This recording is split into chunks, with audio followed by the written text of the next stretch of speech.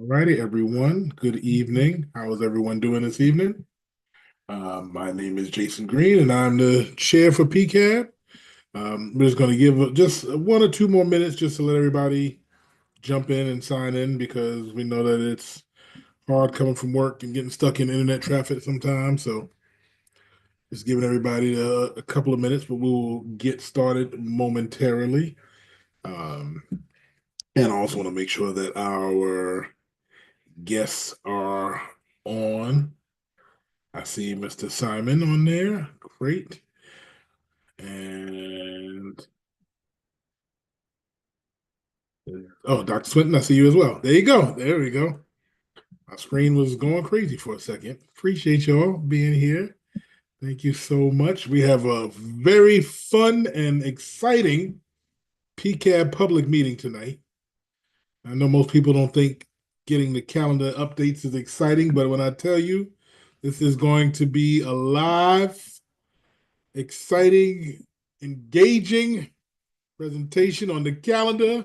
And then we have our very own Dr. S that will be coming on afterwards to close out our meeting with just the questions and answers from what everybody asked. But we appreciate everyone's time. We know it's getting close to the holidays. So I don't know, it felt like this was a very tight holiday with regards to like just the Thanksgiving being so far at the end and then so close to hitting December. It was like, whoa. I felt like it was like turned around and school's about to be over.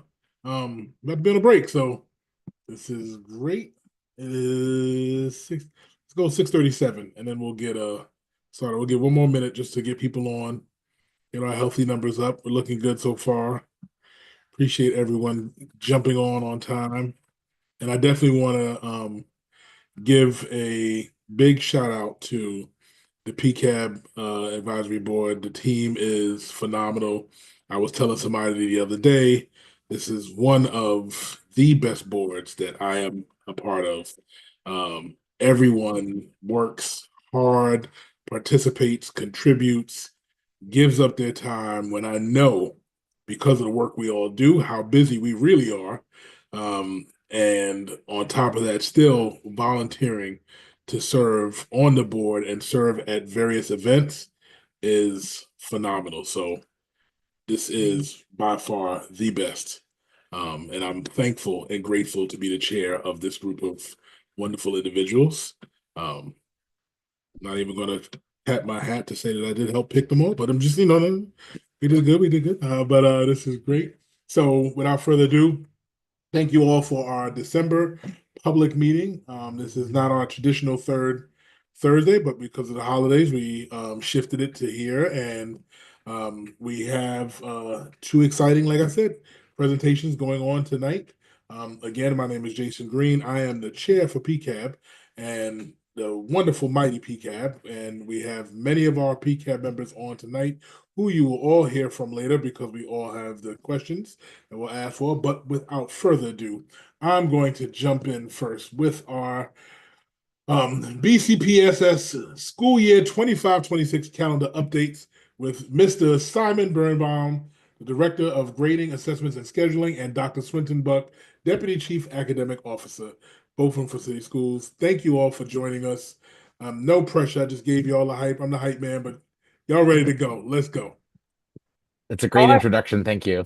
Yes, awesome, awesome, awesome. I was like, listen, the affirmations at the beginning of the meeting, I'm here for it. You hyped it up. I love it. We are so excited to be here. Good evening, everyone. And first, we just want to thank you all for inviting us to be a part of this special meeting to discuss the calendar because it is exciting, Chair Green. And as Chair shared, I am Dr. Swinton Buck, Deputy Chief Academic Officer, and my colleague Simon is here with me to share the draft calendars that we would like your feedback on. So we will jump right in. Simon will share his screen so you can follow along with us. Do you? Oh. Yeah, I'm sharing, I think. Can you all see it? Yes. Okay. Okay. All right, good.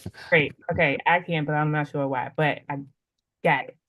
All right, so our goal is to create a calendar that aligns with key regulations and supports the needs of our students and staff, right?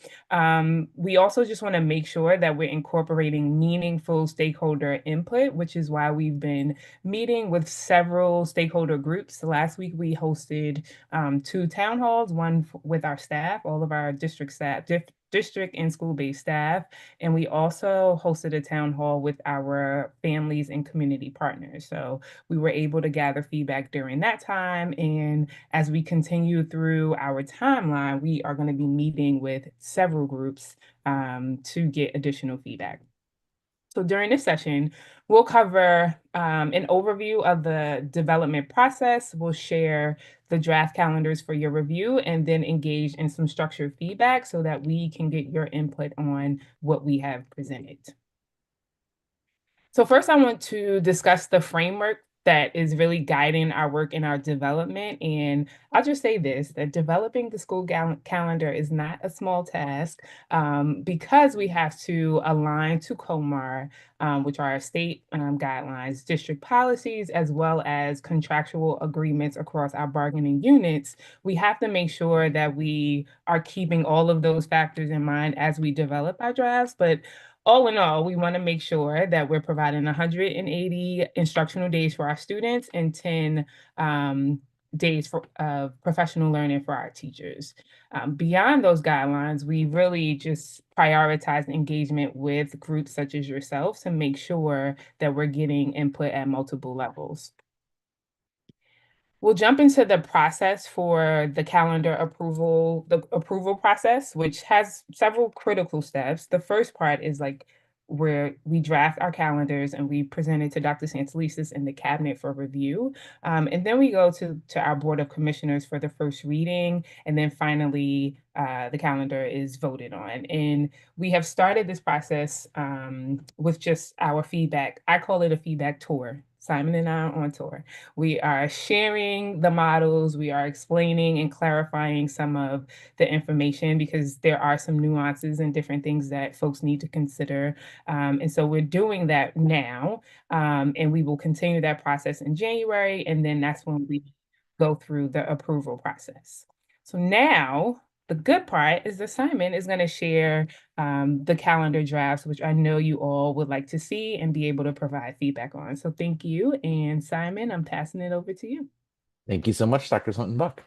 I'm super excited to do this presentation, especially because in addition to being a district staff person, I am also a PCAB member. I have 2 students of my own who are Baltimore City school students, one in 1st grade and one in 4th grade.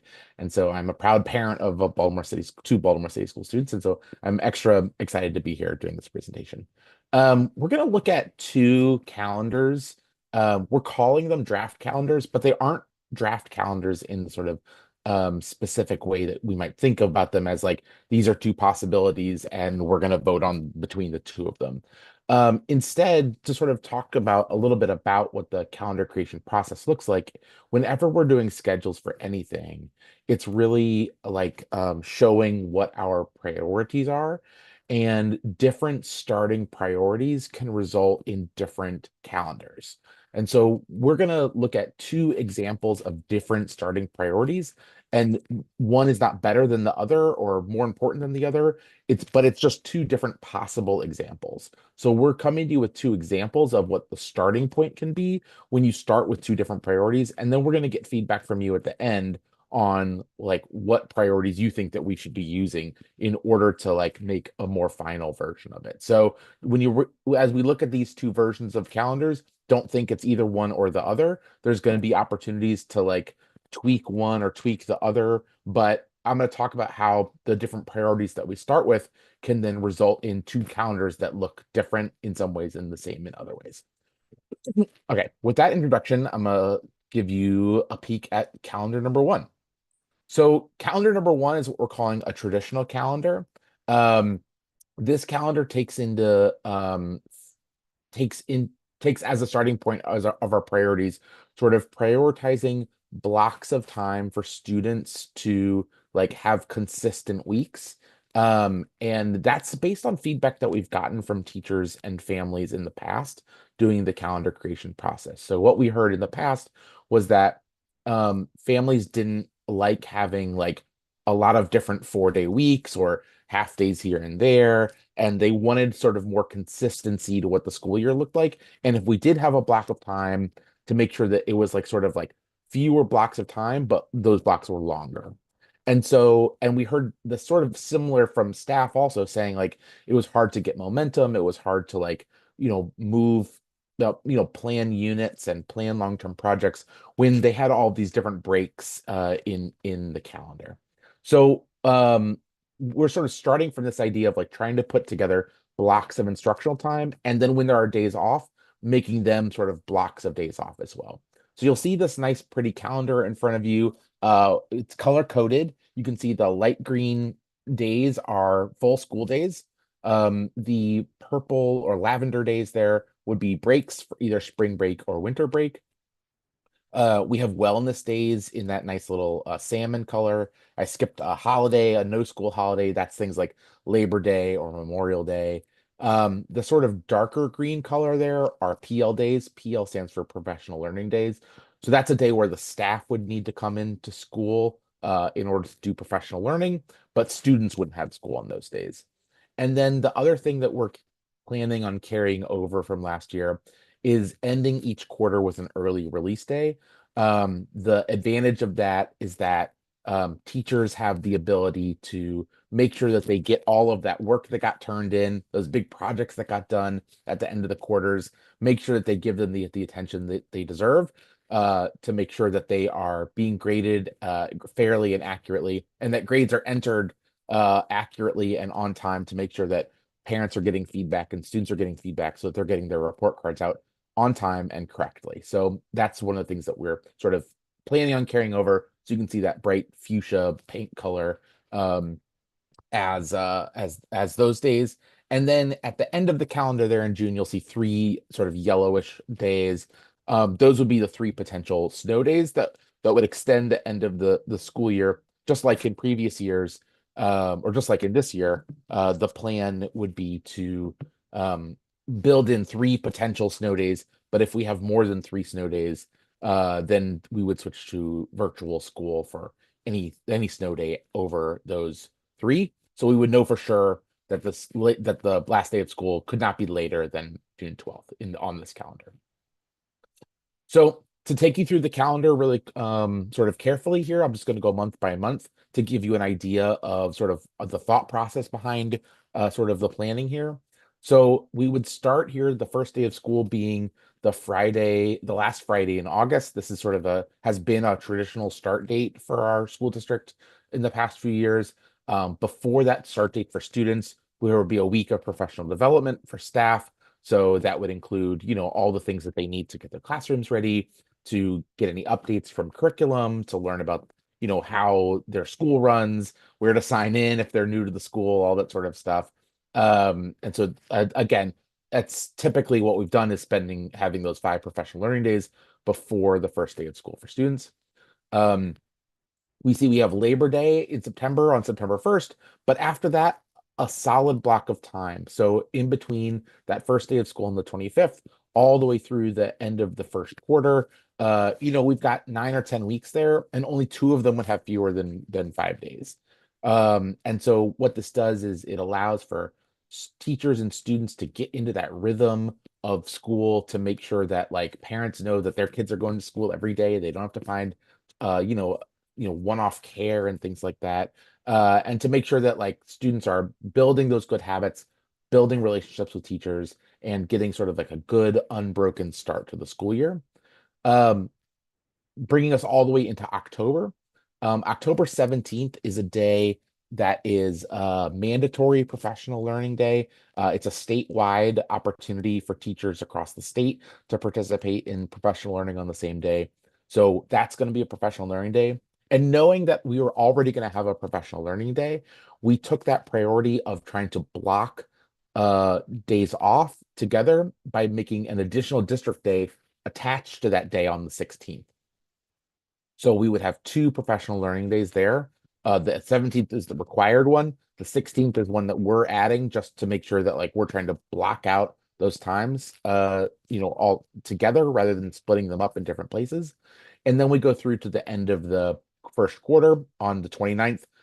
Unfortunately, the number of days works out so that we'd have this sort of midweek early release on Wednesday. That's not ideal, obviously, but you have to sort of end the 45 days where it comes. But luckily, that's the only time in this particular calendar where that happens. So we have the last day of the quarter on the 29th with an early release day. We start second quarter on October 30th. And again, we go through the month of November with no sort of breaks or anything until the day before Thanksgiving, adding a wellness day that day. Again, continuing something we've been doing as a district for the past couple of years, giving people an opportunity to travel or get their cooking and cleaning done before Thanksgiving on the 26th. And then we come back from that holiday, and again, a solid block of time all the way up until the beginning of winter break. We would be going to school on the 22nd and 23rd, and winter break would begin on Christmas Eve day on the 24th. If you look at where New Year's Day falls in January, it's on a Thursday. And instead of asking students and staff to come back just for that one day on Friday and then go back out for a weekend again, we could extend winter break through the end of that week. And then winter break would go all the way through the 4th, and students and staff would return on the 5th. The last day of the second quarter would be on the 15th with an early release day. And you can see here that we have an early release day on the 15th, and then there's Friday the 16th, and then a 3-day weekend with MLK Day. And instead of, again, having an early release day, and then we come back just for one day, and then we're out for a 3-day weekend, we can place a professional learning day right there, right in between first semester and second semester, to help teachers prepare for the start of the new semester, and also, again, block that time out so that families are experiencing an early release day on Thursday and then a 4-day weekend, as opposed to having to like leave and come back and then leave and then come back again. And so again, we have a block of time there. We come back to start second semester on January 20th, and we go through until February. Again, President's Day on the 16th, we know that that's a day where we have to be out of school. And so we attach our last 2 professional learning days to that weekend to, again, create one block of time rather than various 4-day weeks throughout. So we have one nice 5-day weekend there. We come back to school on the 17th, and then there's no more professional learning after that. Professional learning days. There's professional learning happening all the time, but no professional learning days happening after that. One of the reasons that we did this was because we wanted to make sure that we were pushing those professional learning days early in the calendar, as early as possible. This helps make sure that teachers are getting to put into practice that professional learning that they're getting. So if you're learning all these great tips in May, then you're really not getting, to put that into practice very much if you're just teaching from May to June after that. So this way, we have as much professional learning earlier in the year as possible. We go through to March, where we have the last day of the quarter on the 26th. And again, instead of having a half day and then come back for one day and then out for spring break, we put a wellness day on the 27th to bridge the gap so that spring break would really start for families on that early release day of the 26th. So they leave on the 26th, you're out for a wellness day, staff and students on the 27th, and then spring break leading up to Easter on the 5th. We're out Easter Monday on the 6th of April, and we come back to school on the 7th.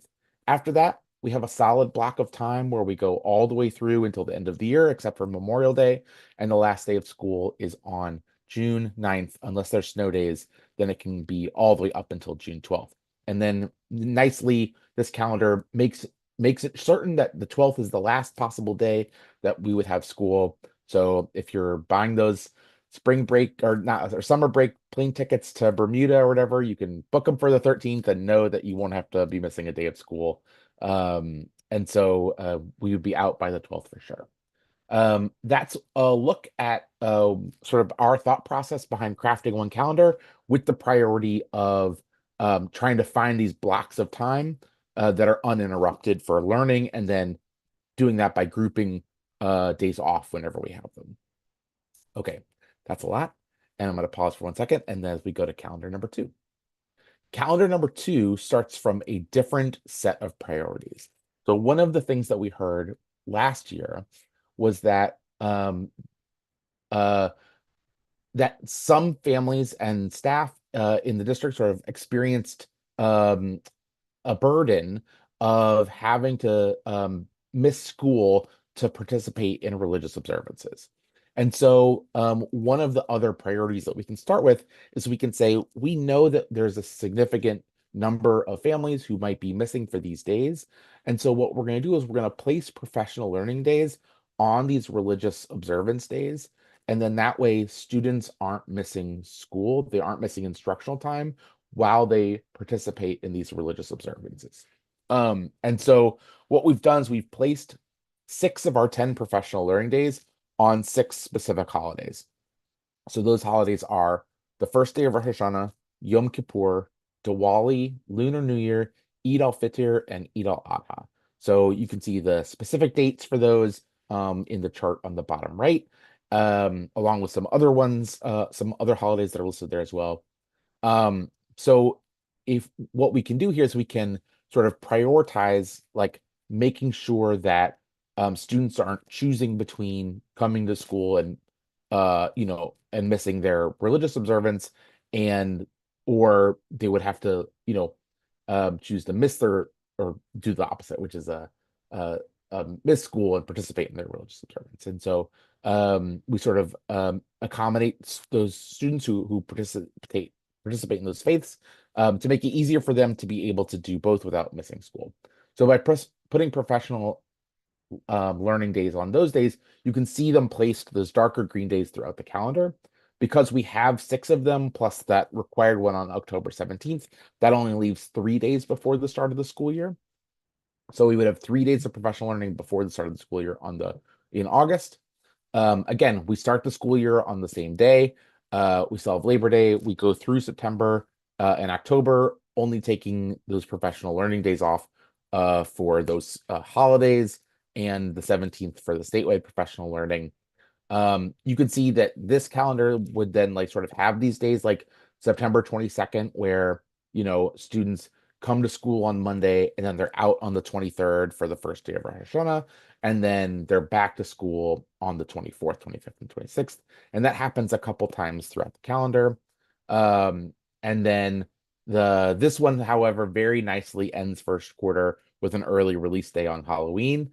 I'm sure that like kids will really appreciate the opportunity to get an early start on their trick-or-treating, go home, get your costume all ready, and make sure that you are properly, sugared up getting ready for that trick-or-treating experience. We don't want anybody rushing while they're putting on their Batman costume. And so, but also nicely, but more importantly, is that this puts that early release day on a Friday. And so there wouldn't be the sort of like midweek like awkwardness of having a midweek, where kids are just home on an afternoon, just on a random Wednesday. Instead, it's like nicely done on a Friday here. November and December look exactly the same as the first calendar. And then going through to January, again, extend the break through January 2nd, all the way so that we don't go back till the 5th. Because the holidays have sort of pushed the school days back a little bit, you can see that this calendar would end second quarter on the 16th. So again, we don't have to bridge that gap between that end of quarter early release day and MLK weekend. Instead, it just goes in directly. And so you can see we have that day on the 16th as an early release day leading into the 3-day weekend of MLK weekend. So again, another block of time where you're getting early release leading into a 3-day weekend. It goes through on the 17th is Eid al sorry. The 17th is Lunar New Year for a professional learning day, and that is nicely positioned right by President's Day. So again, a nice 4-day weekend for families. And then we go through in March. You see the first Eid al-Fitr on the 20th. We come back for a 4.5-day week. And then the 27th is an early release day leading right into spring break without having to bridge the gap with that wellness day. Spring break is the same length, we come back on the same day on the 7th of April we go through, you can see the last sort of gap there is right after Memorial Day on the May 25th. There's 1 day back, then out for Eid al-Adha, or for families are at least, and then back for 2 more days. And then because of sort of where the days have fallen, this pushes the last day of school back to the 10th of June.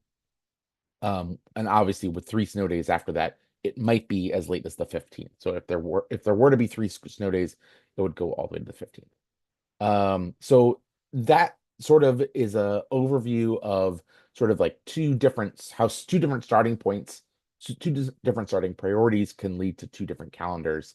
One thing that I want to talk about also is that no matter which of these 2 calendars that we choose or how we want to acknowledge religious observances through the calendar, the district does have religious observance guidance. We make sure that like parents and families and schools staff have access to this information.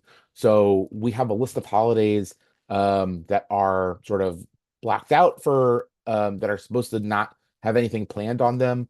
For those students who are missing for those religious observances on these days, they are excused absences, and they will be able to make up any work that they missed. It's important to note that teachers shouldn't be giving any tests or quizzes on these days. And also, like, we won't be scheduling like MCAP on these days. We won't be scheduling SATs on these days, or other sorts of, WIDA or other sorts of big examinations won't be done on these testing days, so that students are never having to choose between religious observance and these very important assessments. And then we do our best to make sure that we don't plan sports on these days also. So whenever possible, we're trying to make sure that we're not planning sports. We ask schools not to plan back to school nights or parent teacher conferences or award ceremonies on these days also, because again, we want those things to be accessible to families of all backgrounds. And we don't want to have anybody again having to make that choice between full participation in their school community and participating in their religious observance. If you celebrate a holiday that's not listed here, just even if it's not listed here, that you can still have some of these exceptions made. So you can still make sure that like your attendance is excused, and you can still have the right to make up the work if you've missed it.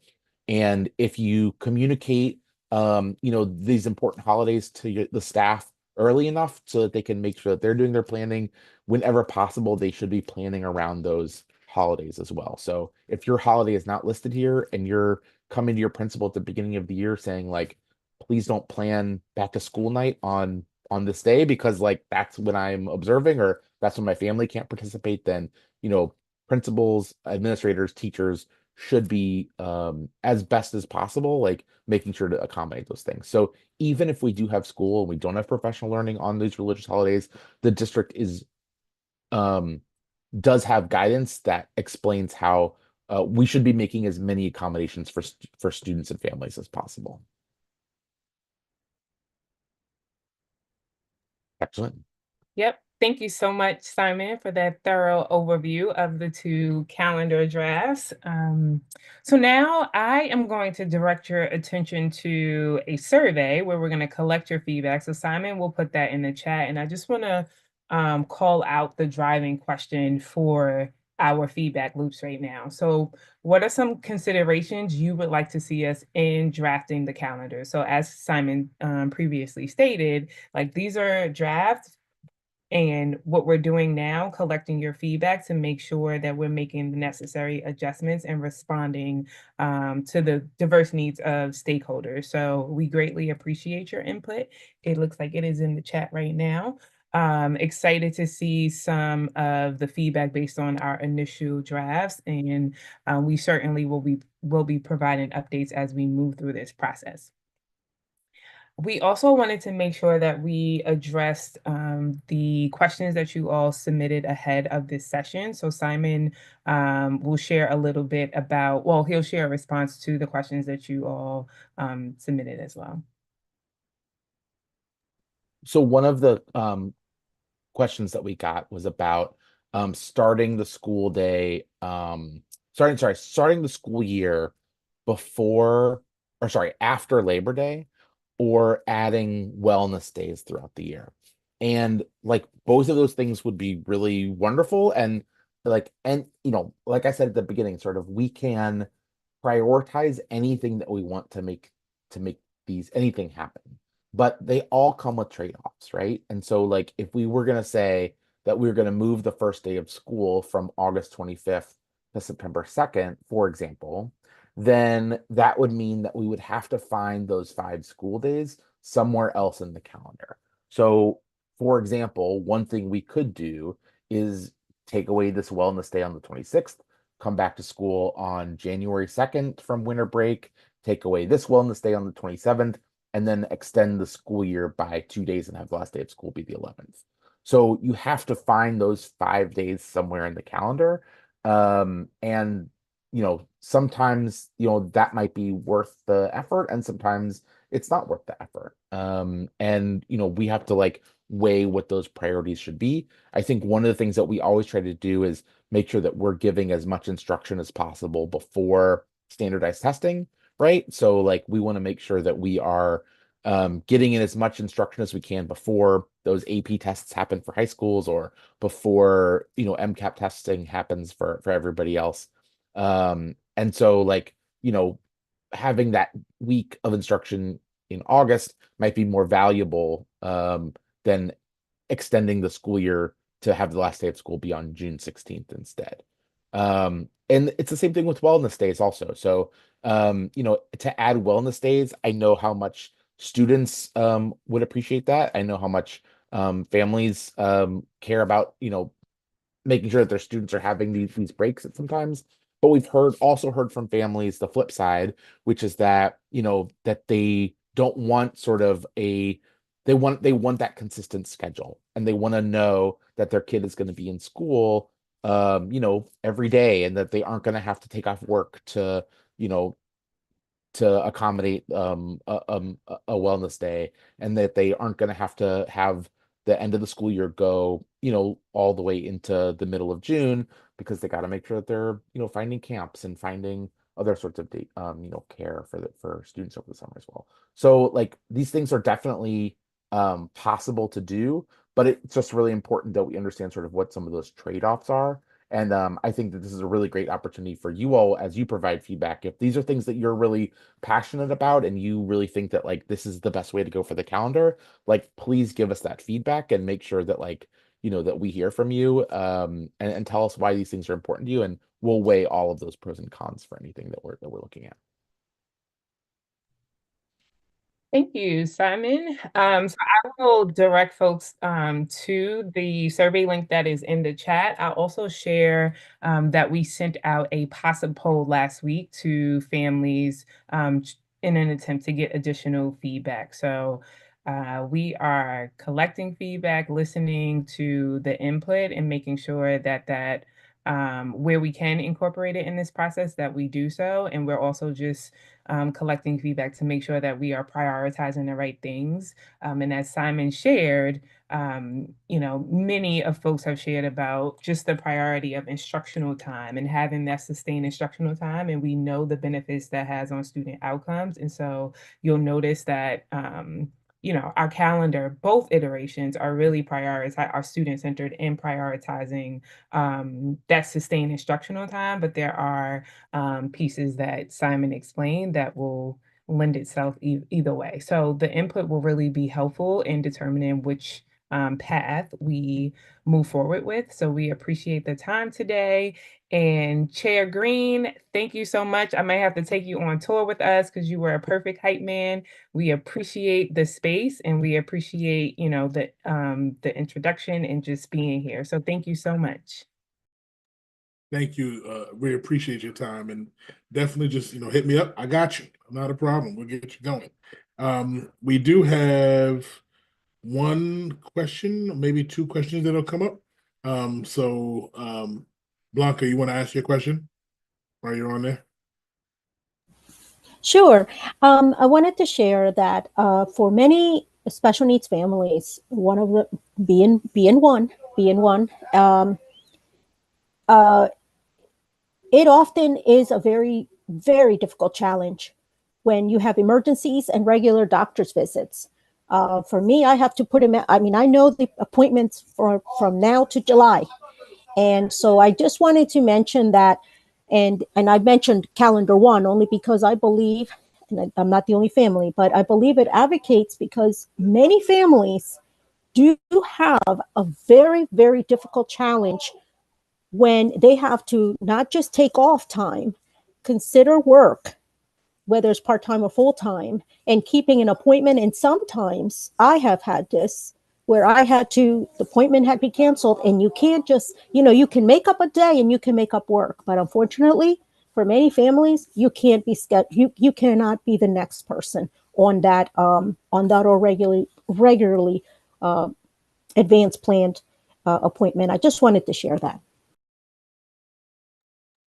I appreciate that feedback. Thank Thank you. Yeah, thank you so much for sharing that. And I think that that is a valuable perspective. So I appreciate you just sharing that because it gives folks a perspective into like, hey, we have the calendar here, but here are all the things that parents have to like think about in advance. And it sounds like you are planned and organized and ready to go. And so having a calendar that both prioritizes instruction for your child, but also makes things more cohesive for your family, I think is important as well. So thank you for sharing that.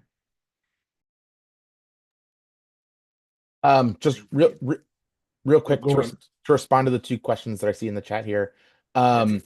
So one of the things that I just want to emphasize is that like neither of these calendars is like a complete calendar necessarily. Like they both include more hours than is required under COMAR. So COMAR requires that the school year be a certain number of hours. Both of them include more than that. So there would be opportunities if we so choose to add additional early release days for whatever reason, whether if it was parent teacher conferences or professional learning or something else.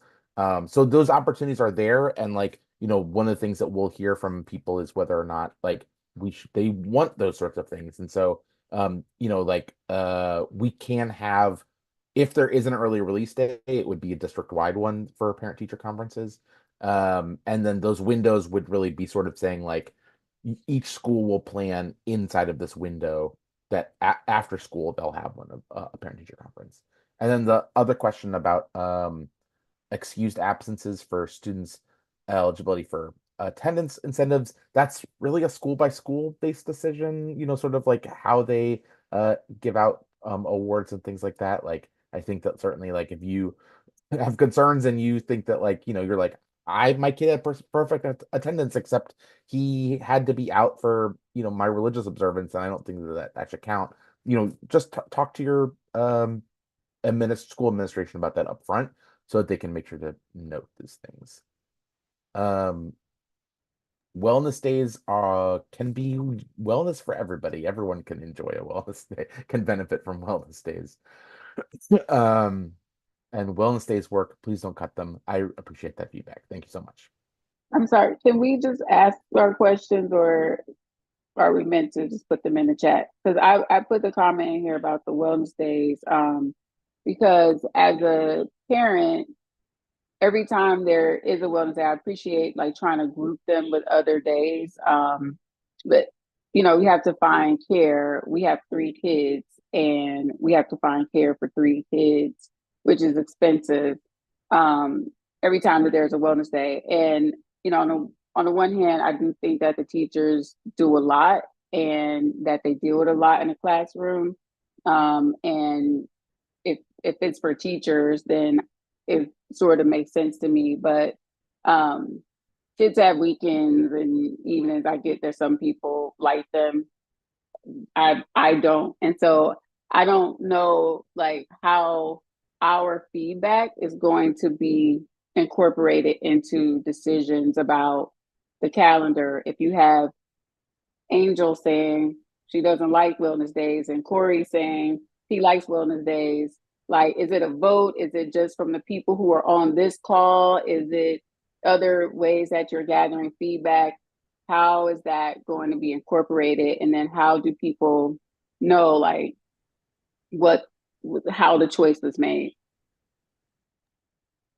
So we're gathering feedback from many different stakeholders. Part of the reason why we have the survey is to sort of have some like concrete numbers to be able to gather up that information. So we have the survey data, which goes out to families, community members. We have a staff survey, a principal survey, to sort of like get that feedback to get to really understand, just from a measurement standpoint, like where people are sort of feeling. We're taking notes on meetings like these to make sure that we're having that like anecdotal information also. Ultimately, like we sort of will present this information to the board, and the board makes these decisions. You know, there'll be public board meetings where we present to the board, and the board will publicly ask us questions for accountability that way. And so you'll sort of see through that process, like where the development happens. But at those meetings is when we'll sort of talk about what we've learned through these types of meetings, and present some of that information with like, this percentage of people said that they preferred this priority, and this percentage said that they preferred that priority. And Simon, if I can just jump in, Jason, thank you for letting me say a few words. I don't think everybody's going to be happy all the time with whatever calendar we figure out. I just want to set that expectation, right? And I appreciate Angel's comments because I want to make Simon, you did a good job of explaining how we're collecting feedback. But I do think it's important for folks to understand that it's sometimes folks are not always going to be happy with the final decision, and but the board will have that vote. But we're going to make sure we give them all the feedback we've collected in total, and then they'll make the decision. And when the calendar is presented, folks are also able to come and testify in front of the board and share their thoughts and concerns or love for the calendar. I also just want to flag that we're at 7:15 and Dr. S is here. So not to take over time. I know Dante, Dr. Ryan, you have your hand up, so I'm not going to, but I want to make sure we honor the CEO's time as we sort of wrap up this part of the conversation. But thank you for letting me jump in, Jason. Appreciate it. No, I was just about to send you a message saying, because I couldn't see all the names. And I was like, oh, is Dr. F here already? Yeah, she's here. I see you Right now. there. Thank you very much. So this is No, great. no. I'm here, and it's also been good for me to hear Simon and Dr. Swintonbuck really entertaining questions. So it's helpful for me too. I'm fine. You let me know when you're ready to transition, but it's been helpful for me to hear. Gotcha. And I see Dr. Ryan, can you make yours quick? Because you had your hand up for a while. Yeah, my question slash comment was just going to be in regards to starting school before Labor Day or after Labor Day, if there was any analysis done on attendance, to compare those two, when school started before and when school started, and if there was any impact on overall attendance. I mean, I know it's a small sample, but I was just curious to know if that was. So I'm not aware of any specifically looking at the first week of August, but I am aware that we have looked at what June attendance looks like, and we know that June attendance is worse than the attendance for the rest of the year. So if we are thinking about overall attendance for the district, I think that we have some evidence that suggests that more days in June will result in lower attendance overall. Thank you all. And thank you, Dr. Swinton, again. And Simon, we appreciate your time. You did a great job. I was engaged. This was a great presentation on the calendar. Thank you also for taking the time to answer the questions. And we'll make sure for PCAB that we'll post a survey as well on our social media so people can access it and get, provide you all with feedback. And anytime that you want to come back and share, and once we finalize, please welcome to come back and I'll hype you up again. We'll go from there. Thank you so much for having us. So now we have our star of the evening. No, she's looking at me like, really? Dr. Santelises, our CEO. We are honored to have her with us this evening to share, and the public meeting. This is our opportunity for the public that we have put out questions. People have submitted questions. She has the questions. So we'll ask those questions and give you an opportunity to really, hear from our district CEO, which is, not always normal in large school districts. So the fact that we have this opportunity and how the city schools values the voice of our families. So without further ado, thank you, Dr. Santelises, for being on this evening. I believe I get to kick it off with the first question. And I will tell you, so I'm hitting you with a question that we didn't submit to you. Okay. But I have all confidence that this is one that you will enjoy. So if you had the opportunity to write a wish list to Santa for the students of city schools, what would it be? Oh my goodness, that's a fabulous question. I'll try not to take too long answering it.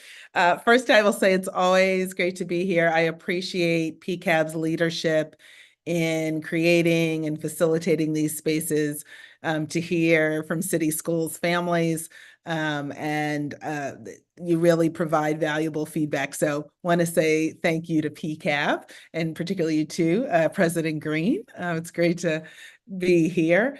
So my wish list from Santa, oh, let's see. For the students in city schools, I will say it is continued support and resources for a lot of the investments that we are making in what I call kind of the wholeness of students. We have had young people from all across the city the last week coming to North Avenue to perform.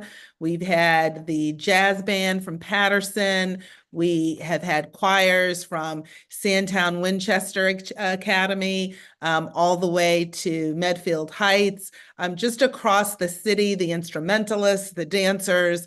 And I am asking Santa for more of that, more participation for students in ASCBC. Our student government is flourishing. So just those things that make school fun, but also the things that allow young people to find out their talents. So we had over 175 of our student athletes, our athletic leaders, and these are young people who have some of the highest GPAs in the district. They graduated higher rates, and they were there representing city schools at the opening of Under Armour's flagship campus. And so I want Santa to bring us more and continue to sustain those activities. I also wish for city school students and would ask Santa that we continue to make sure that all city school students have at least one caring adult that they know in school. Clearly many have them at home, but that every student should have at least one caring person or more at the school level who is championing them, right? Championing their academic success, making sure they're connected to the resources that they need and want. And then the third thing is I ask Santa for all young people to have families both at school and at home. Because I do know for a lot of our schools, many parents who are pleased with their schools, one of the distinguishing characteristics I hear is they feel like it's a family. They feel like there are adults there who are partnering with them and caring for their children and really invested in their children's success. And while we are not there perfectly in every space, and I say that very honestly, that is the goal, that every young person, every student, every family should have that in Baltimore City. I think one of our biggest success stories that I will point to is one of our schools that went from having 1 star in the school rankings last year, and literally within 2 years, well, actually 2 years ago, had 1 star. New principal, shout out to the team at Furley Elementary who went from 1 to 3 stars in 1 year. And a lot of that could be seen from the groundwork that they laid, making connections between staff and families. And I also want to shout out Yorkwood Elementary, who also went from 1 to 3 stars in 1 year. And they are the only 2 schools in the entire state of Maryland to make that jump in 1 year. So that's what I wish. Those are my 3 things. And, President Green, I don't want to tax Santa because I know he's got a lot of worldwide travel to do, but those are the 3 things if I could ask for that, I would say just those three, Santa, and I'd be happy. Those are great. Thank you so much. And I will pass it on to my colleague, Malik. You're up. Um, how y'all doing today? My question is, what protocols or changes will be implemented to protect students from school shootings and violence this year? No, I thank you for that question. It's an ongoing question for us. One that I am most proud of that I don't know if a lot of people know about, but really is Mayor Scott's push across the city for better collaboration across agencies, right? Schools can sometimes be guilty of being little islands unto ourselves. And really, when we're talking about violence, amongst young people, we are talking about a citywide effort. And so one of the things that I think is important for families to know is that we are partnering with agencies across the city.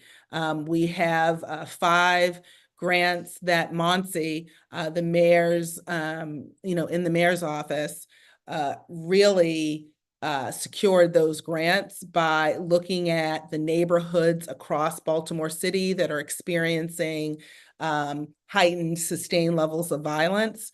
And we have schools in those regions. We can put the names of the schools in the chat that are part of the Monsi initiative. But the reason why I draw attention to that is because I think that is a cross-sector, cross-city effort to work with schools to mitigate violence before it starts. And it really is honing in on places where we're seeing kind of the greatest uptick. So that's one thing I will say. And I think that's holistic and cross-city, which is important. Second piece is we are investing and have invested in new weapons detection, new protocols. So principals, school leaders have frankly greater latitude to institute certain policies. I will draw attention to Mervo, new principal at Mervo. But one of the things that I remember walking the building with the principal, and as many of you know, Mervo is probably our largest or one of our largest high schools in the city. And that principal and his team have really done work to encourage and incentivize young people to have clear book bags so that weapons detection can happen on a number of levels, in addition to the investments we've made in the Evolve system. The other piece that I am really thrilled about is we now have a new chief. He's not new anymore, a new chief of school police, Chief Jeffrey Shorter, who just has hit the ground running, and his background in neighborhood policing has really, I think, matched well with our focus on kind of holistic school policing.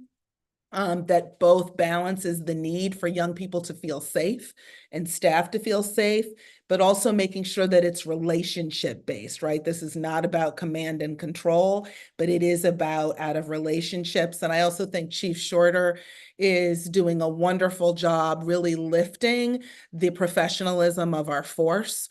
And so additional trainings, putting additional protocols in so that we can work on deployment as well as the recruitment, because we had too large a number of vacancies in school police that made it hard to stretch them across schools. And I'm pleased to say that with the board's approval of salary adjustments for our school police to better match the market for police, we've been able to retain some of our strongest school police officers, and Chief Shorter has been doing, I think, a really great job in also increasing the morale by recognizing exemplary practice.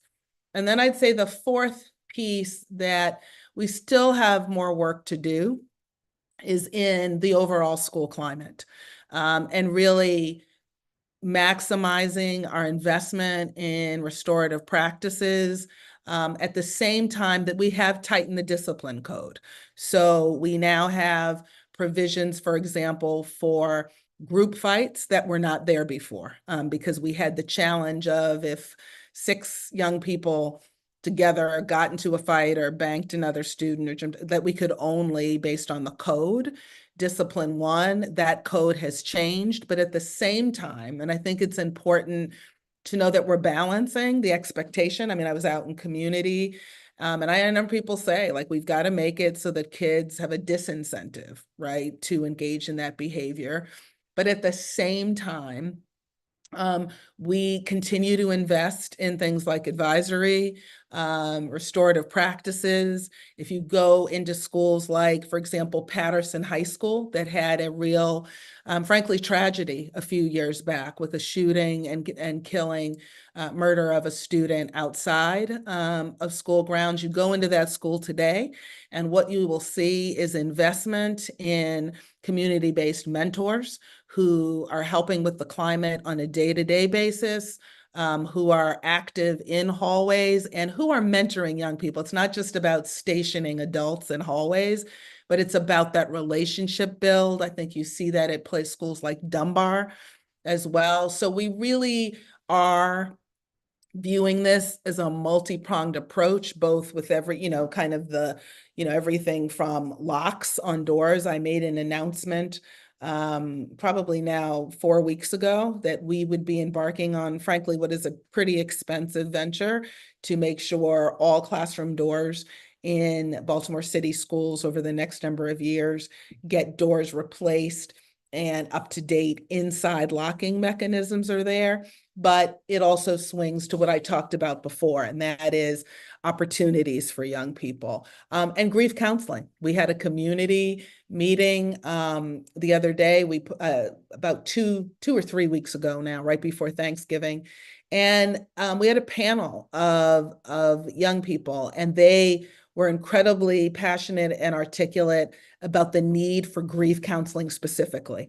And that is what they said. It wasn't, they were very clear that grief is an issue, and that's something I've taken seriously and that we are working internally to leverage. So I'm sorry that was a long answer, but part of why I gave a long answer on that question is that is an ongoing, continual area of focus for me. You can't ask young people or families to trust being in schools if they don't know that we take the safety of young people seriously and as a priority. So apologize, I won't give that long-winded. Jason, you can feel free, President, to tell me when to wrap up in the chat, but I just know that safety is a big question, and I get it all the time, and rightly so. So I wanted parents and families to know that we're taking it seriously. Thank you. I really appreciate it. Thank you, Mr. Parker. Blanca, you're up. Good evening, Dr. Santelises. Our question comes from the concern of, given the high rate of absenteeism, what targeted strategies are being implemented to re-engage students and ensure consistent attendance, especially in our most vulnerable communities? How will this also be measured? Because we know that any strategy needs to be effective. And what role does the community organizations play in supporting these efforts? No, thank you for that question. And another really important question and priority area. We have prioritized attendance as a focus area for the district for the last 3 years. We have devoted additional resources in our budget to attendance, as well as our re-engagement center. And you'll see kind of year over year, the increased investments is manifested in the budget in these areas. One on re-engagement, and I take absolutely no credit for this because I believe it's the leadership of Roger Shaw, who has partnered with a number of our grassroots community organizations to re-engage young people.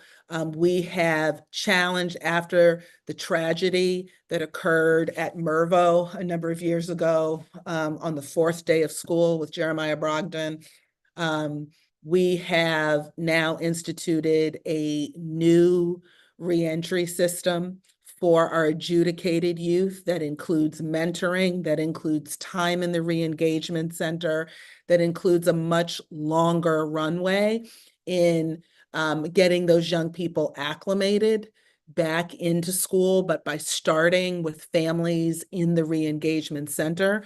Really proud to report we're not there yet, clearly, but really proud to report that our engagement and our re-engagement of young people has quadrupled in the last 3 or 4 years. We started out re-engaging anywhere from 75 to 80 students. We are now probably close to 1,200. And we have targets. I think it's a great question to ask.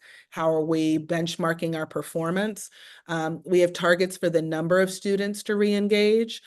We also have targets for how many of those students go on to graduate as a result of that re-engagement. It's not just about being in the building, but it is about getting to graduation and getting to graduation with the skills necessary to go to college or further their education to have a career and to qualify for that. So we have metrics in those areas. Also pleased to report that we are one of the few school districts that have seen year over year decreases in chronic absenteeism. Just as a reminder, chronic absenteeism, right, are basically students that are absent 20 days or more. And we have seen year over year decreases. And a lot of that is because we've invested in more attendance support. Our school leaders told us, unlike other school districts where each school has an attendance monitor and they might have a team of 20, 25 central people to support in attendance, we had virtually none. And so we have reinvested dollars in and expanding. We started with 1 or 2 people. We're now up to 6 or 7. And what our schools are telling us, particularly our schools that serve the largest number of vulnerable students, that this kind of support is making a difference. And it is student by student. It is visiting, contacting home. And we're seeing, I think, the combination of re-engagement, of a focus, having more expertise centrally of people who can really support schools. And I talk to principals and their feedback on those people is that they really have made a difference. And then finally, I would say, I think where we need to go further, and this is a place where I think can talk to PCAB about partnering together, is really ramping up the public campaign of making folks aware that it is important for young people to be in school every day. It matters. And the mayor has been a fabulous partner on this. He's the first mayor who has made this a multi-year focus for him as the district leader. And I think, it might seem minor, but what's interesting is the last 6 quarters, the mayor has had his own award for schools that have demonstrated the greatest growth in attendance, the greatest decreases in absenteeism, and he's lending his political capital and his staff. And so, it might seem like it's just a Chick-fil-A meal and a trophy, but it's a big deal. And there's a press conference. He does a press conference every time we give the award.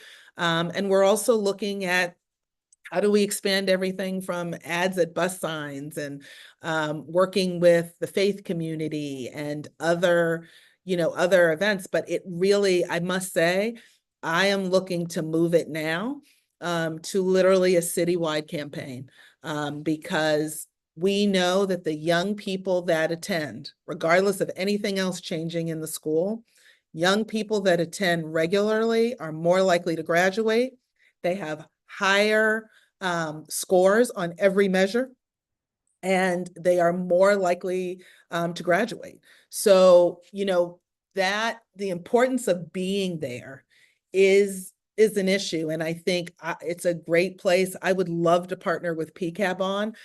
One of the things that I usually say that surprises, maybe not the folks here, but surprises a lot of people is when I say, what grade level do you think has the second highest,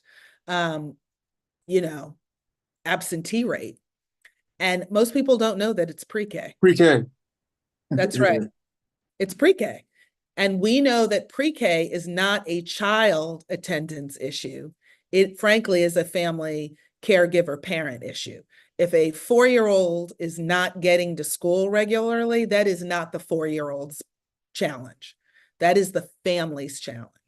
So, it absolutely is important. Like I said, Mr. Shaw's work has been amazing.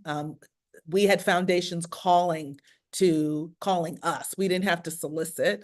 Chief Cupboard can tell you, they called us to say, how do we fund this? He's gotten calls nationally. So we are not there yet, but I do think cross-agency collaboration and continuing to invest. People say money doesn't do everything. That is true. But our principals will tell you those extra positions are making a difference in their ability to actually make sure kids are getting to school. Excellent. Thank you. Marvin, you're up. Good evening. Good evening. Great. Marvin Price here, secretary and city schools teacher. Wonderful. The next question that was submitted for you is, how do you plan to attract and retain qualified educators in Baltimore City, particularly those who are representative of our students' demographics? Yes. No. And it's an important question on a number of fronts. I am very proud. If you have not seen it, we can make sure that we get this to you for parents. But we just ratified the contract, signed the new contract with BTU that continues to make sure that our teachers are some of the highest paid in the state. State statute, according to the blueprint, means that, by I think it's 2027, all teachers should have a starting salary no less than $60,000.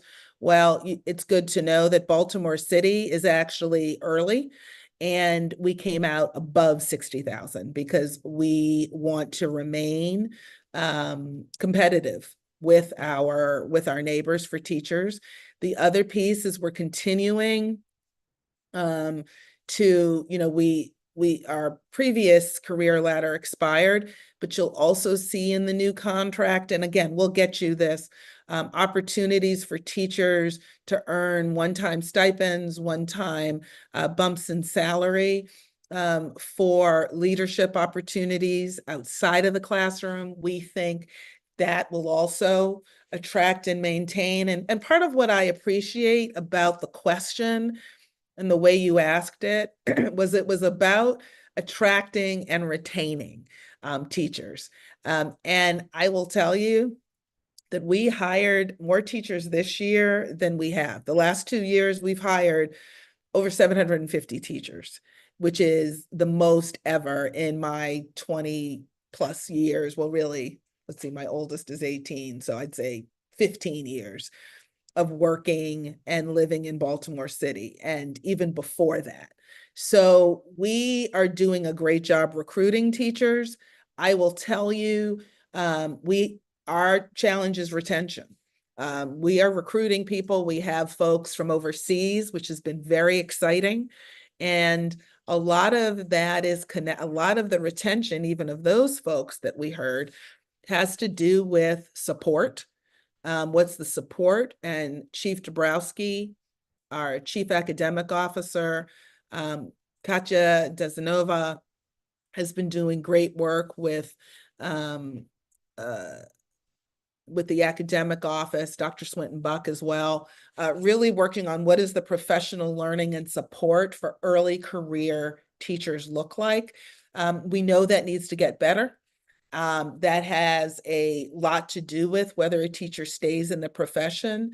And then I would say we are very clear, and this is true not just in Baltimore City, but nationally, that teachers are more likely to stay if their local school, they feel like the school where they are is supportive, is helping them to grow, and is a warm and nurturing culture. If the culture, school culture is in chaos, if it is toxic, if it is antagonistic, if they don't feel supported, they're not going to stay.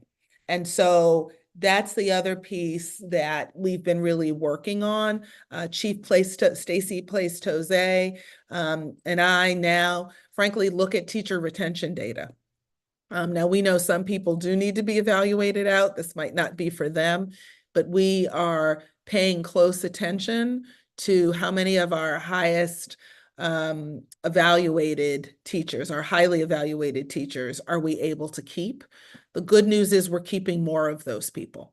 I think the where we need to do more work is in supporting principals on, frankly, how do you build a professional culture? I'm very proud of the fact, and then I'll end here, very proud of the fact that when I came back to Baltimore City 8.5, 9 years ago, I was shocked at how the numbers of teachers of color had plummeted. We were only at about 38%, 40%. I was stunned by that because it had always been over half, and I had only been gone for 3 years. I'm pleased to report tonight that we have 67% of our teachers in Baltimore City identify as people of color. So we are targeting. We have groups. We heard from a lot of our Black male teachers that they felt that they didn't have a lot of space for them. So we have created spaces for them to actually get support collectively, but we know we still have more work to do. But that, I think, is important. And then the other piece is that I think is a figure we did not monitor previously, but I think I'm very proud of because it reflects, a significant portion of city school student, but 40% of our city schools teachers are the first in their family to attend college. They are first generation college goers. So they, excuse me,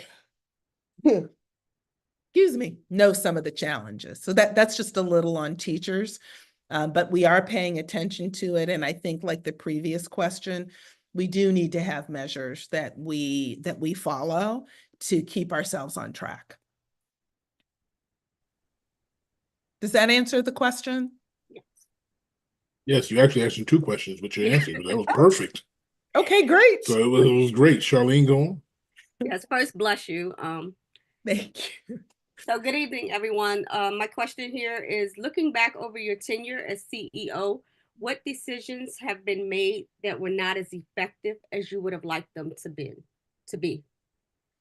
That's a great question. And I've been doing a lot of that reflection in my journal.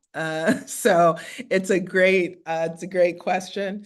So one of the things that I don't think has gone as well is the translation of our literacy work to our mathematics achievement. So we have seen gains year over year in literacy. And conventional wisdom used to say, which clearly is not true, if your literacy rates go up, your math will follow, even if it's a little slower. That has not been the case. And so one of my reflections is, very transparently, I wish we had started the math work earlier. I wish we had started it more deeply earlier and prior to the pandemic. And it's making it challenging because, frankly, across the US, I don't know, why any of you with real lives would care about this, but the TIMSS report on international mathematics achievement shows most of the Western world is down. The one exception is a place that I got to visit last year, and that is the United Kingdom, England. England is the only country in the Western world that has seen year-over-year gains in mathematics. And so I appreciated the 2 weeks that I got to spend over there. The Gates Foundation sponsored it because I'm really reflecting on that and bringing that home where we are, because that's important. So that's one area that I wish we had started earlier and in more earnest. I think the other place that I think I started a little more slowly, we started a little more slowly, but I think we're picking up speed and we're getting good feedback about it. And I know this might not go over well, the family crowd. It might go over very well. But and this is not to call out any individual, so please hear me. But when we have made sure changes in school leadership faster, we are seeing more schools like Furley accelerate more quickly. And it's hard because Baltimore is Smaltimore, right? And everybody knows who this person is or that person is. And, I get calls, oh, doc, you need to give this person another chance. Or people come to public board meetings. Why are you not doing this or that? But I will tell you very forthrightly, in some places, it's not that people are bad people. It's just some folks are tired. And for some people, it's not a good match. But Furley is one of those examples where we got a new principal in with energy and knowledge. It's not just about loving kids. And I tell people that. There are a lot of people in this city who love our kids. Not enough, but we have many. But love without knowledge does not get young people to read. It does not get young people to graduation, and it does not get them ready to have a career. In places where we have made those shifts, we see it palpably. So I have been doing that the last 3 years, and it's showing. Again, sometimes I think if the pandemic hadn't happened, I think we would have done it sooner. Alongside that, I am proud of the fact that we have invested far more in principal development, which is what's enabling to make those shifts. We did not have an internal pipeline 8 years ago. So, people were like, well, okay, if you're going to shift, then who are you going to get? And now I feel really good about the fact that, I'll never forget former board chair Johnette Richardson used to ask me, which I'm sure you all, particularly the PCAB board, will appreciate. She used to say, where's your bench, Sonia? You don't have a bench. And I will tell you that we now have a bench. We have leaders who are being prepared. They are from city schools. So we still take people from outside, but we have a bench of our own people who know Baltimore City. And part of why I keep loving on the principal at Furley is because he's a city college grad and he wanted a high school. And I said to him, no, I need you at this elementary school. And those parents love and adore him. And as you saw, his data, they went from a 1-star school to a 3-star school. So we've got to be able to have honest conversations. And it doesn't mean people are bad people. It just means we've got to have honest conversations about who can move schools, both in terms of climate and loving children, but also in terms of outcomes, because our kids deserve outcomes. So those are 2 things. I'm sure I have many more things in that journal that I would share. But I appreciate that question. I really do. Thank you for that. Madam Trinae.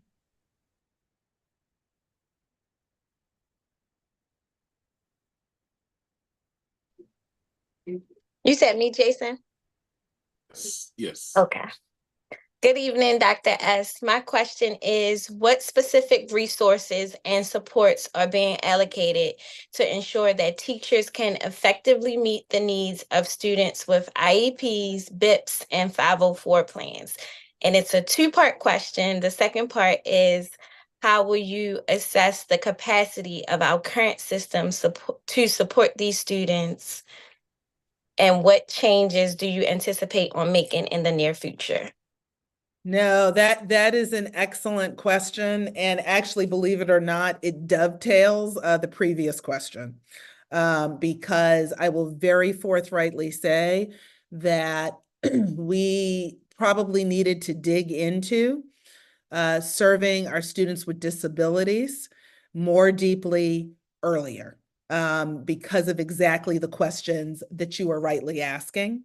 I think the good news is for the first time last year, we actually saw bumps up, I should say, in the achievement level of some of our students with disabilities and our graduation rate for students with disabilities. The Council of Great City Schools recognize that bump, but it is still too large of a gap.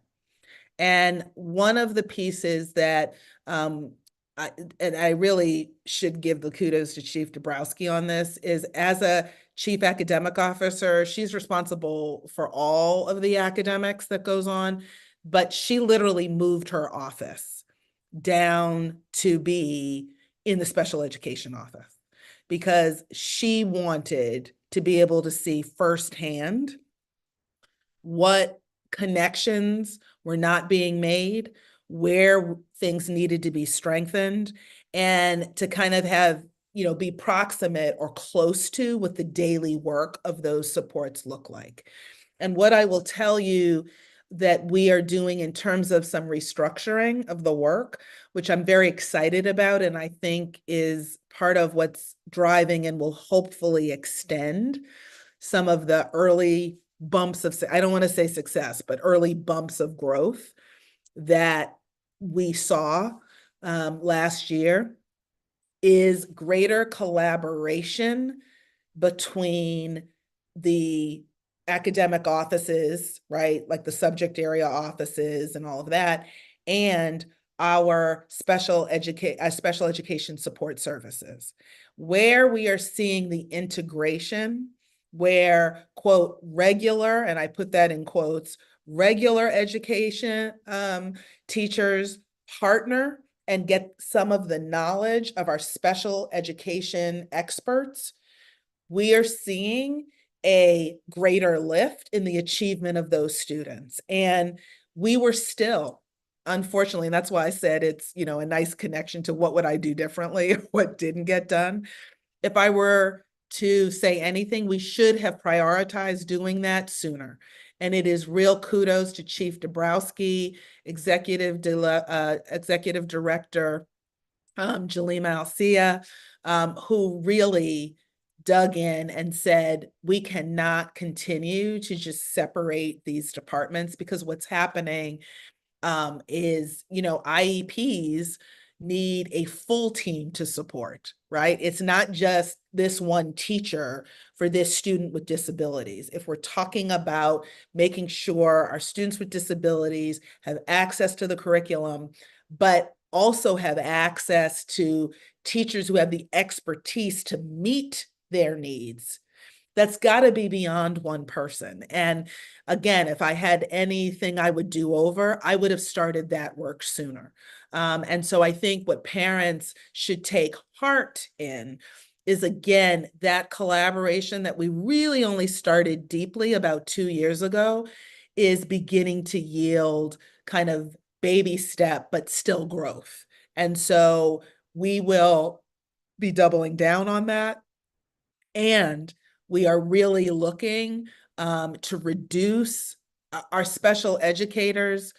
Every single time I talk to a special education teacher, almost within the top 2 of the things, when I ask them, if you could change anything about your job, what would it be? Is the paperwork and the extra regulation pieces that just drain them of their creativity, because they are spending exponentially more time on administrivia. And I use that word deliberately. So yes, I was an English major. I know it's not a real word, but I'm using it here because that's real. And they have far heavier loads than their regular education teachers and colleagues. So, and I only say regular, again, in quotes, because they're all teachers. But we are really working hard to streamline that. And frankly, if I have my way, I don't have it yet, within the contract, they should actually receive some compensation for having that extra load. And we're working on that. And hopefully we'll see that before I leave. But, take heart. Again, I wish we had done it sooner. I really do.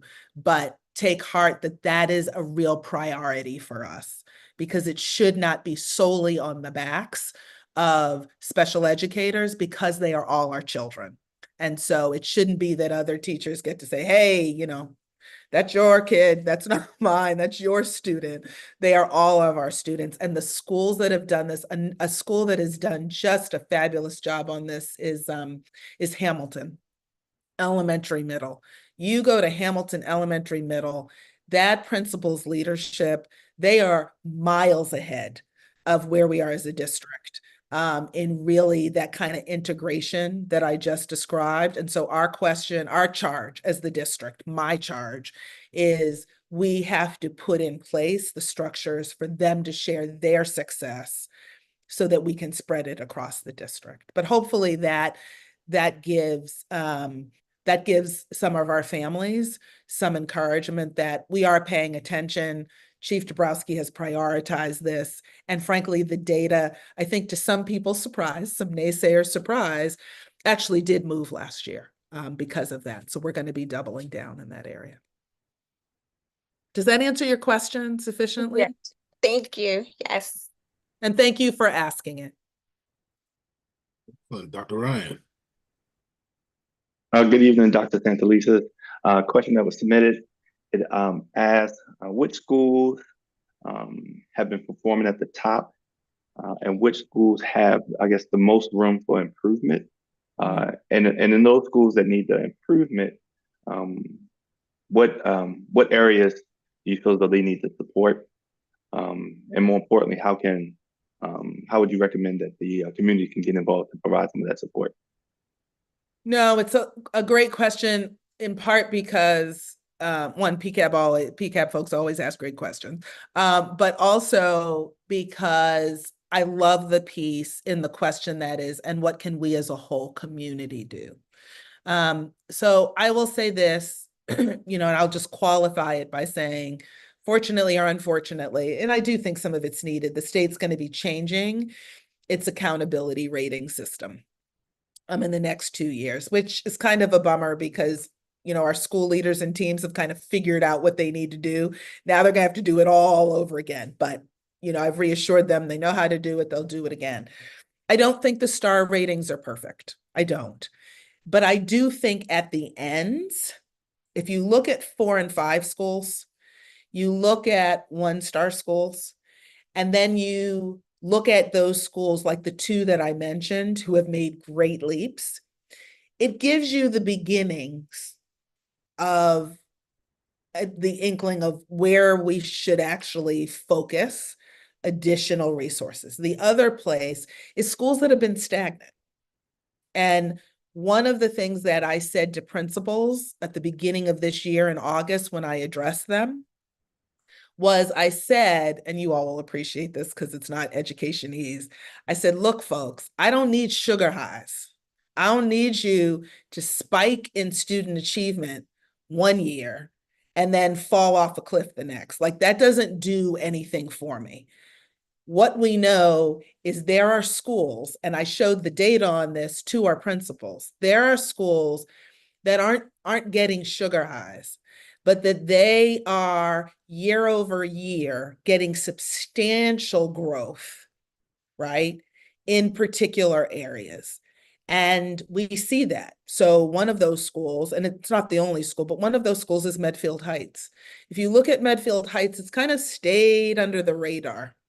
But Medfield Heights is an example, and it's not the only school, but it's an example of a school who quietly was going after improvement. They didn't want a huge big bump in one year, but they invested in being a place where families felt comfortable and had voice. They invested in their teachers learning how to collaborate. So the really strong teacher on one grade level gets to partner with teachers that might benefit from that.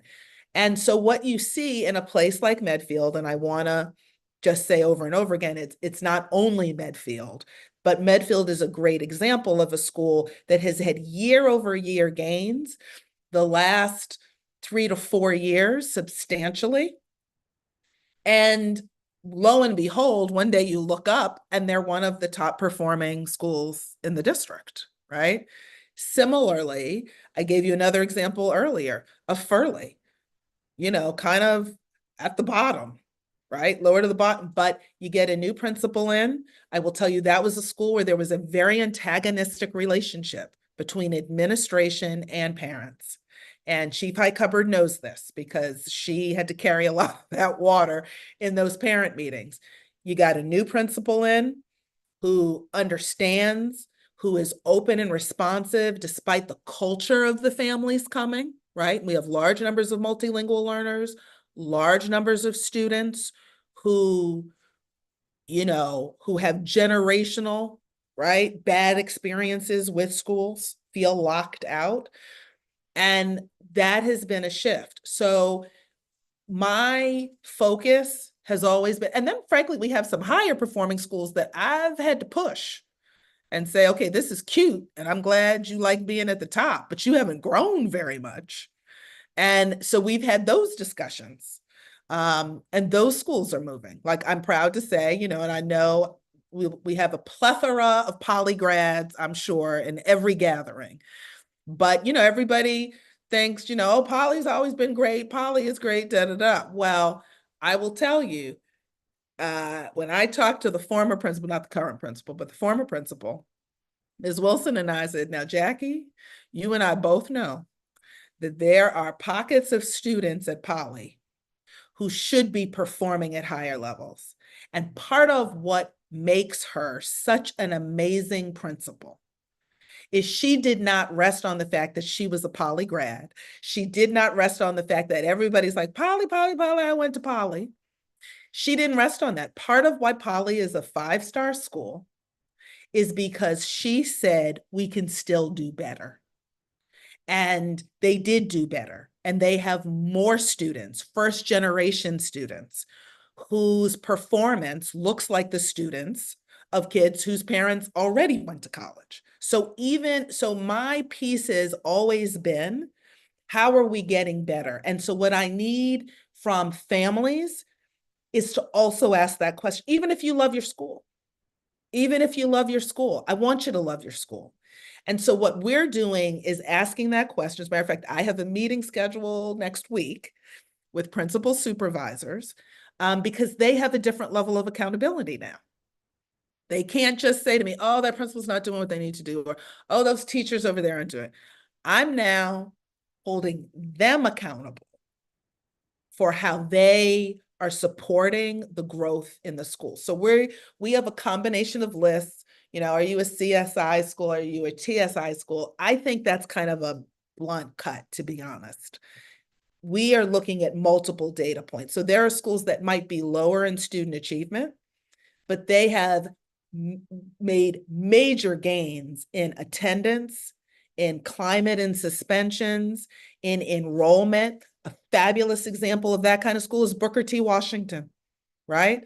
Booker T. Washington now has neighborhood support it never had, has an energetic principal, teacher of the year.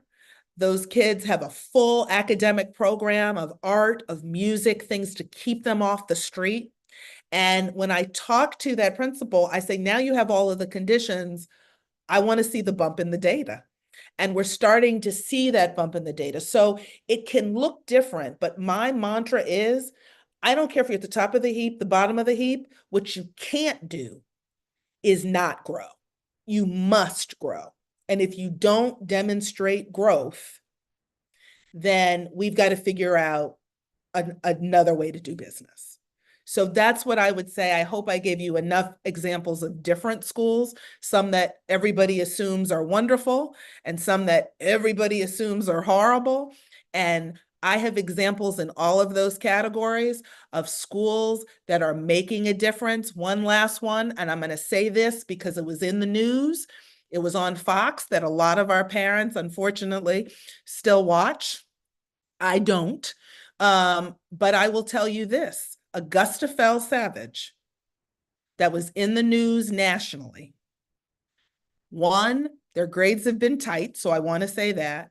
But two, I want to say for the first time in 2 decades, Augusta Fell Savage had 20 to 30 students who were going on to 4-year colleges. And some of them went with scholarships. That is the work of improvement. And that's my focus. And if I can get parents, community members asking that question, are you growing and are you growing fast enough? I don't need you to get there tomorrow because then it's a sugar high. And I've had schools that spike really high on the MCAP and then the next year they plummet. But it really, if parents could start asking that, you would make my job easier. Does that answer your question? Yes, thank you. Mm-hmm. Excellent. And last but not least on the questions, Mr. Corey. Hey, Doc, my goodness. You hit on so much great stuff. I'm happy to hear about restorative practices. I'm like really stoked about that. And I can't say enough about your student holiness team, what you mantraed, right? Remember when it started. So I can't say enough about you. Do have questions, and my question is more about the body cams. Now I condensed the questions because it was 2 questions. I'm like, we don't need all that. So, what measures are being implemented to ensure accountability of body-worn cameras by school police, and how will the school board assess the effectiveness of body-worn cameras? That is a great question. And I know you're going to be shocked, but I'm actually going to turn the first part of this over to Chief Shorter, because I think he is in this work all the time. He is working with the board's Safety and Wholeness Committee. So Chief Shorter, I'm just going to invite you, sir. You can start. I can add if necessary. I doubt it'll be necessary after he takes this question, but I'm going to turn it over to you, Chief, if that's all right. Yes, ma'am. Can you all hear me? I can hear you. Good. So good evening. Thank you for having me on. So, I'm gonna just give you a little history about me. I have 30 years of experience in law enforcement. I retired, but I saw this opportunity to come back because of my love for young people. And one of the things that matters most to me is the safety and security of the young people. So in doing those things, there's policies and procedures in reference to the body-worn cameras. So we have a mechanism in place to review the body-worn cameras. It's 3 phases, right? The first phase is just about to complete. We do like a pilot where officers can test it, get used to it, learn the ins and outs, and make some minor mistakes before it goes full implementation. January 31st, we have the full implementation, where everyone will be issued a body-worn camera. So there's metrics that the officers, at least 2 to 3 times per month, have to we review those random body-worn camera footage to ensure that they're compliant with the policies and procedures of the body-worn camera. It's a general order 1037. If you don't have it, it should be available as of October 22nd. It's been approved by the board. So in doing that, we'll review those body-worn camera footage by our body-worn camera unit. For right now, it's going to be 2 officers and our internal unit, because they are proficient with the policies and procedures and the laws related to governing the body-worn camera footage and ensuring that they're compliant with our policies and procedures regarding conduct. Those metrics will be put in place. We'll review that footage, and anytime our officers are found to be non-compliant, it'll be documented, and we'll deal with it administratively. If it's a situation where it's a criminal act, we'll handle it accordingly. The board has been by step with us from each phase, from various readers 1, 2, 3, 4 to full compliance and full approval by the board. And we have public and private sessions where the public was able to have input on what they think. We had our students give input, various groups, pro and anti-police, because you can't just have like your friends say, yeah, just do a good job. You have to have questions and concerns from people who may be skeptical about what happens or what occurs. So all of that input, as well as from various agencies, whether it's regional or across the country, that had body-worn camera footage policies, we implemented all of that into our policies and procedures to ensure that we are guided by the best practices in the use of body-worn camera footage. You had a two-part to that question. Did I answer? Yes. My last thing is how will the school board assess the effectiveness of body-worn cameras? By the auditing process. So we'll provide the information and documentation on a bi-monthly basis, I believe, but we're going to set up a guideline to ensure that they get the information in reference to the data that we receive from the compliance or non-compliance of body-worn cameras. So you just can't say we're doing a great job without looking at some of the challenges that we may have faced. As it is a new program, although it's mandated by the state of Maryland, we're trying to get in front of to meet the mandate that all offices in the state of Maryland be equipped with body-worn cameras. All right, thank you. I want to say thank you for your over 30 years. Yes, sir. Work Yes, from Baltimore City. Thank you so much. Yes, sir. No, Chief Shorter is an absolute, I often say he was my early holiday gift, because he has just brought a wealth of knowledge and a love for young people that is often difficult to find in the same package. And I've seen more officers, more of our school police officers, really pleased with the shift. And I sleep better at night, so I don't have to call as often. I would go to bed, and I know, Mr. Witherspoon, you can relate. I sleep a lot more, even though I'm sure his wife would tell me he sleeps a lot less now.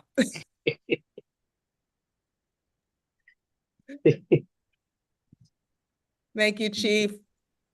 Yes, ma'am. Thank you. I appreciate you. Now, like I said before, we talk as much as we can. I know we both have a busy schedule, but I appreciate you for this opportunity. Allow me just to mentor these officers and give their guidance and protection to our young people. So I appreciate you. Thank you. Thank you, sir. Yes, thank you, Chief Shorter. I've spent some time with him before when I was at the Y, so in my previous life. So I was very excited to see when you stepped into this role. I was like, oh, we're on a good path. We're on a good Yes, path. sir. So I appreciate you too, pleasure, Doc. brother. I appreciate Yes, you. yes, yes. So thank you, Dr. Santelises, for your time. Tonight has been phenomenal.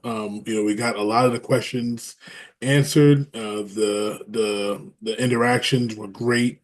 We know it takes a lot. Your job is not easy at all, and we appreciate the work that you've done. And to a testament, the schools that went from 1 star to 3 stars, the schools that are constantly improving, moving up, the numbers that are going up. Baltimore City gets such a bad rap, but when we see the data in the state, we are leading in so many areas of improvement that that has to change, and and it takes all of us to share that information. So we appreciate the opportunity to have you share some of that information and be real with us as well.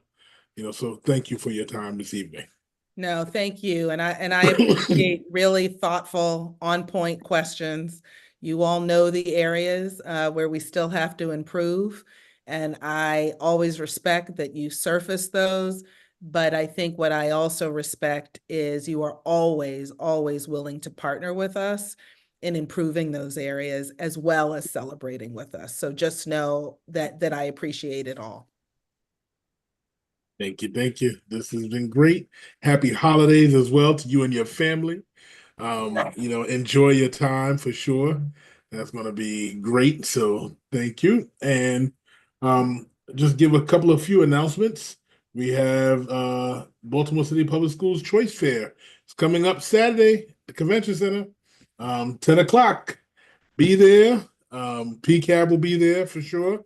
So you can come sign up and support the work that we're doing and get a voice, as well as all the choice schools that'll be there. I'll be doing like a little bit of triple duty in different places. But that is exciting to have that for our young people.